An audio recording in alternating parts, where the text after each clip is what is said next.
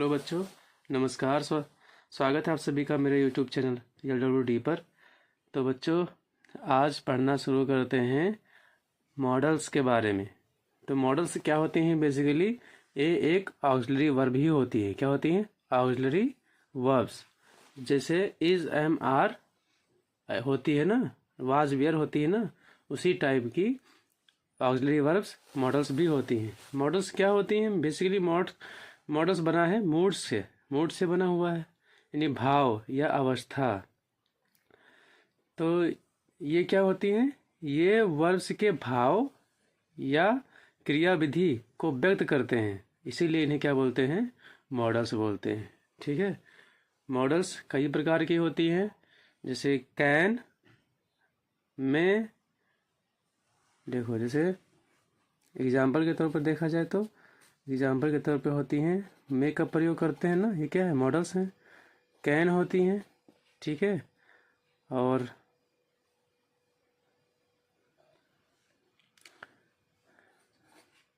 Could होती हैं, would होती हैं, और etc कई प्रकार की होती हैं। डेयर होती हैं, मस्ट होती हैं। ठीक है बच्चों, अब चलिए पढ़ते हैं मॉडल्स की विशेषताएं देख लेते हैं।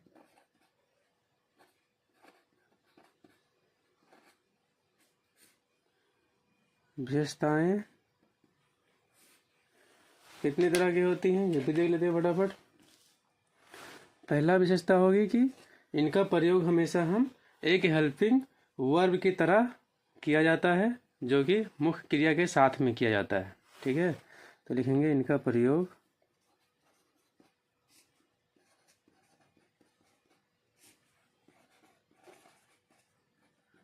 हेल्पिंग वर्ब की तरह मुख्य क्रिया के साथ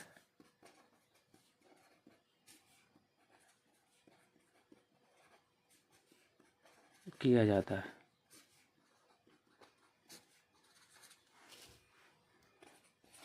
दूसरी विशेषता क्या है बच्चों? दूसरी विशेषता है कि ये कर्ता, यानी जो हमारा सब्जेक्ट होता है, उसके नंबर जैसे सिंगुलर है या प्लूरल है, या कर्ता का जो पर्सन है, यानी फर्स्ट पर्सन का है, सेकंड पर्सन का है, थर्ड पर्सन का है, जो प्रोनाउन में पढ़ा जाता है ना, उसका कोई प्रभाव नहीं पड़ता है। जैसे हम इज, एम, आर का प्रयोग करते थे, तो उसमें क्या था कि थर्ड पर्सन के साथ में हम इज का प्रयोग करते थे। ठीक है बच्चों, लेकिन यहाँ पे ऐसा कुछ नहीं है। यहाँ पे कर्ता चाहे जो हो, उसके साथ में हम चाहे जो मॉडल वर्ब्स का प्रयोग कर सकते हैं। ठीक है, तो दूसरा नंबर क्या हो जाएगा? मॉडल्स पर कर्ता अर्थात सब्जेक्ट के नंबर और पर्सन्स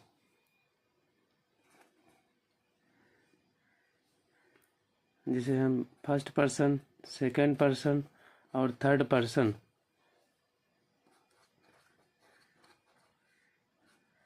पढ़े होंगे, का कोई प्रभाव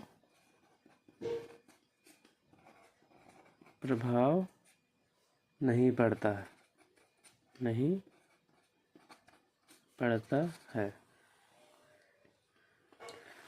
जैसे एग्जाम्पल के तौर पर देख लेते हैं। एग्जाम्पल के तौर पे आई कैन डू इट। ठीक है, दे कैन डू इट,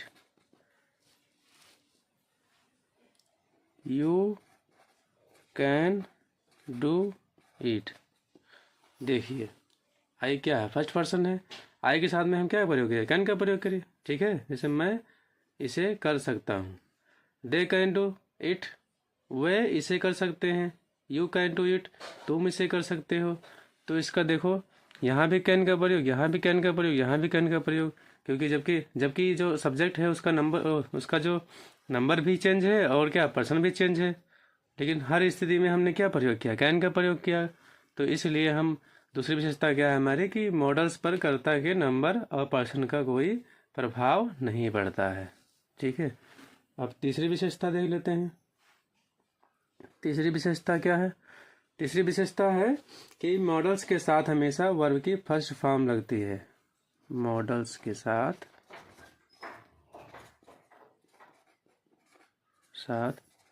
हमेशा कभी भी प्रयोग करना तो वर्ब की फर्स्ट फॉर्म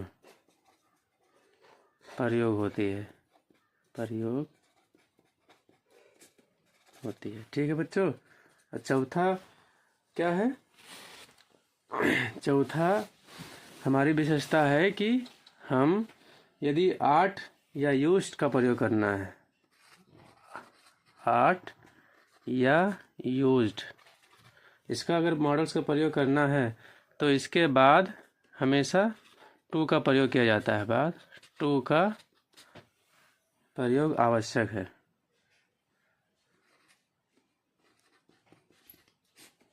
ठीक है बच्चों।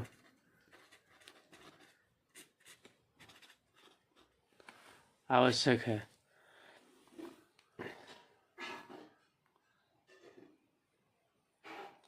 और पांचवी विशेषता क्या है? पांचवी विशेषता है कि कुछ मॉडल्स होती हैं जैसे नीड्स, जैसे कुछ मॉडल ऐसी होती हैं जिनको हम मेन वर्ब की तरह ही प्रयोग करते हैं। जैसे नीड होता है, डेयर होता है और यूज्ड होता है। ठीक है, इनका प्रयोग हम मेन वर्ब की तरह भी कर सकते हैं।